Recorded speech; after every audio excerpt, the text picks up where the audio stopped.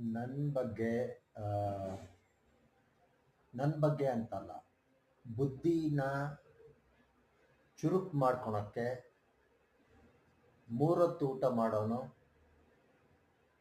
ದಿನಕ್ಕೆ 2 ಹೊತ್ತು ಊಟ ಮಾಡೋದು ಅಭ್ಯಾಸ ಮಾಡಿಕೊಂಡೆ.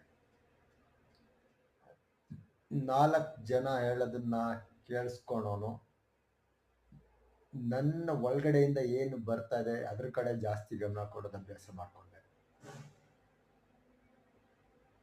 ಆಕ್ಷನ್ ಏನು ಅನಿಸ್ತಾ ಇದೆ ಅದನ್ನ ಮಾಡೋದು, ಆ, ಅನ್ಕೊಳೋದು ಮತ್ತೆ ಮಾಡೋದ್ರ ಮಧ್ಯ ಟೈಮ್ ಕಡಿಮೆ ಮಾಡ್ತಾ ಬಂದೆ. ಇದರಿಂದ